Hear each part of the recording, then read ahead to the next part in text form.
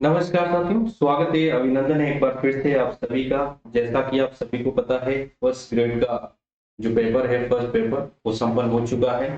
तो हम चर्चा करने वाले हैं इस पेपर की, आपके जो आंसर की है, सवाल है, उस सवाल का आंसर क्या रहेगा और कितने प्रश्न है, पेपर का लेवल है, वो लेवल कैसा रहा था, इन सभी चीजों पर हम डिस्कस करेंगे। और कट ऑफ में क्या मायने हैं, वो मायने रहने वाले हैं, इन सभी बिंदुओं पर हम विस्तार से चर्चा करेंगे।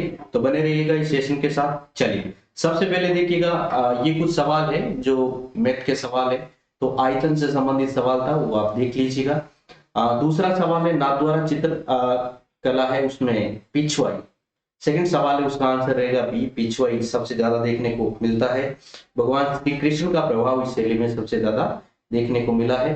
फिर फोर्थ क्वेश्चन है, फतेहपुर सीकरी है, फतेहपुर सीकरी के किस इमारत को पर्सी ब्राउन ने स्थापत्य कला का मोती कहा है? तो तुर्की सुल्ताना का जो महल है, इस महल को क्या कहा जाता है? पर्सी ब्राउन ने स्थापत्य कला का मोती की संज्ञा दी थी। तो बहुत ही प्यारा सवाल है, शानदार सवाल था, विशेष रूप से इसको ध्यान रखिएगा। ये लाल बलुआ पत्थर से बना हुआ अत्यधिक सुंदर जो महल है, उस महल के रूप में इसको जाना जाता है। अगला सवाल देखिएगा मित्रों, और इसके बाद में अलाउद्दीन खिलजी ने 1311 में जालौर पर आक्रमण किया और इसका नाम क्या रख दिया था? जलालाबाद रखा था। देखिएगा, खिजराबाद है, खेराबाद है, मोमिनाबाद है, मुस्तफाबाद है, ये सारे के सारे राजस्थान के विभिन्न नगर है, उनके नाम है, वो नाम चेंज किए गए थे। तो ऐसे सवाल आप आगे से ध्यान रखिएगा, आगे वाले सेशन में पूछा जा सकता है। ताम्रवती नगरी के रूप में किसे जाना जाता है? ताम्रवती, राजस्थान की किस सभ्यता को ताम्रवती नगरी के रूप में जाना जाता है? आहड़ को ताम्रवती के रूप में जाना जाता है। फिर देखिएगा, गणेशपुर सभ्यता की संस्कृति महत्वपूर्ण स्थल है, तो ताम्रयुगीन सभ्यता के रूप में इसको जाना जाता है। इसको सेकंड राजधानी के रूप में जाना जाता है, इसको फर्स्ट राजधानी या ताम्रवती नगरी की राजधानी के रूप में जाना जाता है, जननी के रूप में जाना जाता है। चलिए भाई, तो यहाँ पर देखिएगा, आहड़ सभ्यता से संबंधित नहीं है, तो आभानेरी आहड़ से संबंधित क्षेत्र नहीं है। दार्ली चौहान डायनेस्टी नामक, देखिए चौहान वंश की सबसे अधिक जानकारी देने वाला ग्रंथ है, जिसकी रचना दशरथ शर्मा के द्वारा की गई थी। तो विशेष रूप से ध्यान रखिएगा, अच्छा सवाल था ये भी। 19, ये देखिएगा, ये सवाल हमारे पास में आता है 38 के आसपास में हरिपुरा गुजरात अधिवेशन में इसकी अध्यक्षता सुभाष चंद्र बोस के द्वारा की गई थी, जिसमें जो रियासतें उनमें चलने वाले आंदोलन है, उनका भी समर्थन यहीं से किया गया था। तो सिंपल सवाल था, ये भी ध्यान रखिए। चलिए, जगत सिंह है, जगत सिंह का टाइम पीरियड है, वो कब से कब तक था? तो 1628 से 1652 था। 52 से 80 तक राज सिंह है, राज सिंह प्रथम का शासनकाल था। तो इसका बी आंसर सही रहेगा। खीका के नाम से महाराणा प्रताप को जाना जाता है, ये भी सिंपल सा सवाल था। जिन भद्र सूरी भंडार है, देखिएगा जिन भद्र सूरी और मुनि सूरी, ये दोनों दोनों जैसलमेर के अंदर स्थित है। ध्यान रखिएगा, राव जैसल के वंशज के द्वारा इसका निर्माण करवाया गया था। मुद्रा राक्षस है, देखिएगा मुद्रा राक्षस से आप आंसर निकाल सकते हैं, विशाख दत्त के द्वारा इसकी रचना की गई थी। वीर भारत सभा, देखिएगा बहुत ही प्यारा, लगभग 1910 के आसपास स्थापना की गई थी। केसरी सिंह बारट है, वो इसका सही आंसर यहाँ पर आपका रहेगा। भोजी नंबरदार, देखिएगा जो हमारे भरतपुर रियासत के जो किसान आंदोलन है, उस भरतपुर के अंदर जो टैक्स बढ़ा दिया था, उसके बाद में इन्होंने एक लंबा संघर्ष किया था। तो भोजी लंबरदार है, वो भरतपुर के किसान आंदोलन से संबंधित इनको माना जाता है। बाकी देखिएगा, हिंदी और इंग्लिश के कुछ सवाल है, वो आप देख लीजिएगा। फिर देखिएगा, ये देखिएगा राइट टू एजुकेशन एक्ट का एक सवाल है, इसबगोल वाला।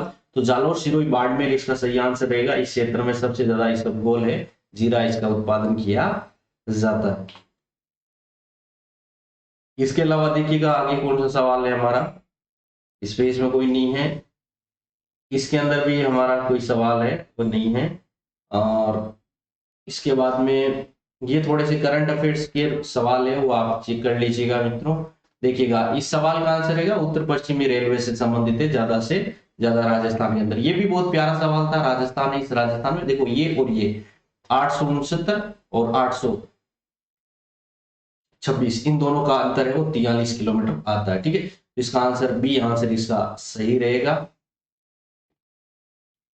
इसका जो आंसर है वो लूनी, पार्वती नदी है, वो किसकी सहायक नदी है? चंबल की सहायक नदी है। राइट टू एजुकेशन एक्ट है, इसके अंदर देखिएगा धारा 25 है, इसके अंदर छात्र और शिक्षक का अनुपात है, पहले से 5वीं क्लास और 6वीं से 8वीं का, इसमें अनुपात 40:1 और इसमें 35:1 होता है। इस प्रकार से अनुपात है, अनुपात के बारे में बताया गया है।